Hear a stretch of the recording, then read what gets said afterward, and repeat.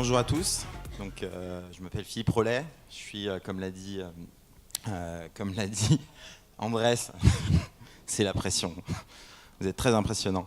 Comme l'a dit Andrés, je suis cofondateur d'Artefact, Marketing Engineers, et je fais aussi beaucoup d'intelligence artificielle. C'est quelque chose que j'aime beaucoup. D'ailleurs, j'ai un doctorat sur le sujet. Et du coup, je vais essayer de vous parler de comment l'intelligence artificielle et la tech va changer le métier du marketing, en essayant d'être excitant. Et ça va pas être forcément facile, parce que... T'es sûr que c'était vraiment changé, là, les slides? Ok. Ça va être encore moins facile, donc. Ça va pas être vraiment facile parce que dans toutes les autres industries, en fait, quand on parle d'IA, vous avez par exemple dans l'industrie de l'automobile, mon intelligence artificielle conduit ma voiture toute seule. Dans l'industrie, dans le gaming, mon intelligence artificielle bat les champions du monde d'échecs, bat les champions du monde de Go. Dans l'art, mon intelligence artificielle peint un nouveau Rembrandt. Et dans le marketing, mon intelligence artificielle optimise mon bid et me fait gagner 15% de CTR.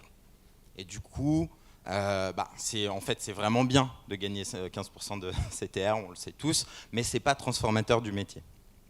La voiture qui se conduit toute seule, elle est vraiment transformatrice du métier de taxi, puisqu'elle le fait disparaître. Elle est très transformatrice des usages aussi, pour tous les conducteurs. Et pour le marketing, est-ce qu'il y a quelque chose dans l'intelligence artificielle qui va transformer? La réponse est oui, et de la même façon, en fait, que ça se passe avec la voiture automatique. Le conducteur perd 2 heures par jour à se rendre au boulot au volant de sa voiture.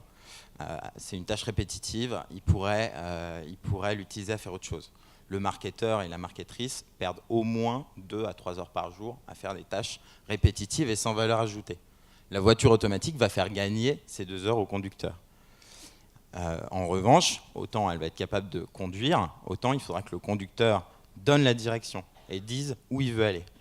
Et pour le marketing, pour ma campagne de Noël que je suis en train de préparer, c'est pareil. La campagne va être self-driving, elle va se diriger toute seule.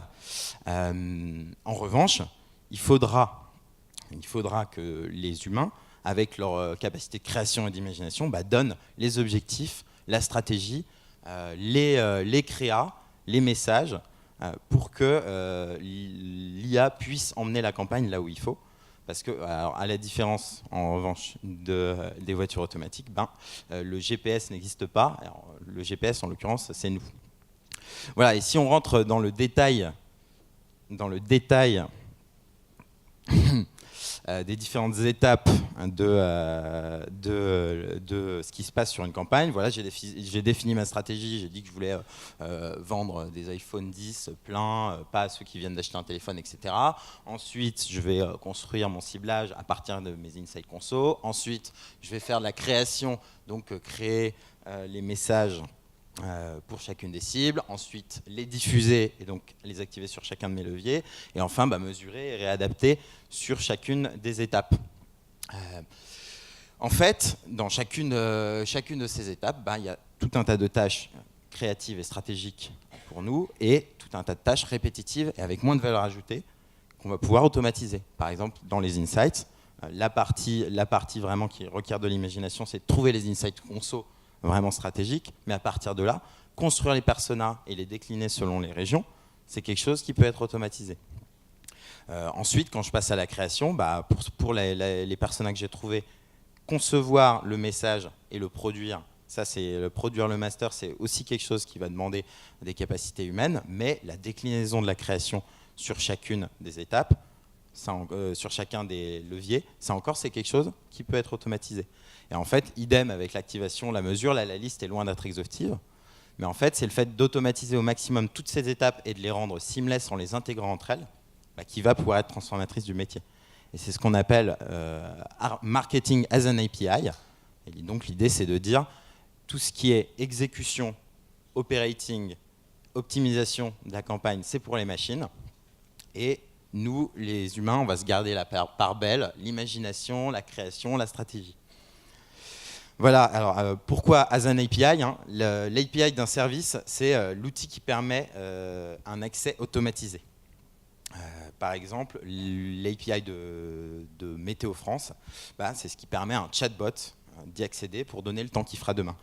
Et nous, notre mission, c'est de créer des services qui automatisent les tâches répétitives et d'y relier les marques par notre API. Alors concrètement, qu'est-ce que ça donne? Donc, plaçons-nous dans une campagne qu'on voudrait faire dans 10 ans.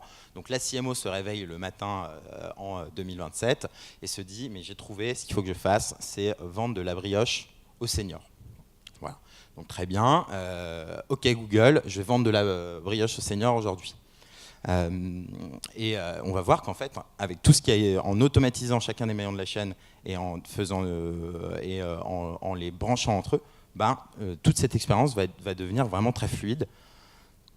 Première étape, donc ça va être sur les insights. Je vais essayer de définir mes cibles. Donc, OK Google, faudrait que je vende de la brioche aux seniors. Donc, comment j'attaque tout ça? C'est quoi mes personas? Moi, je réponds, la machine va répondre. Alors, c'est sur quel périmètre? Sur la France? Oui, sur la France.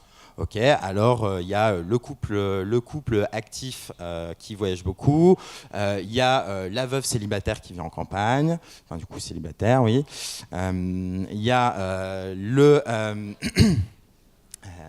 grand-papa gâteau et le veuf qui vit en campagne.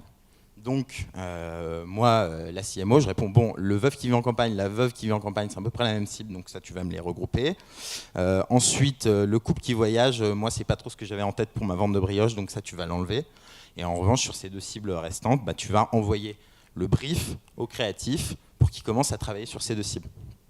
Voilà, oui, très bien, et hop, le brief est envoyé.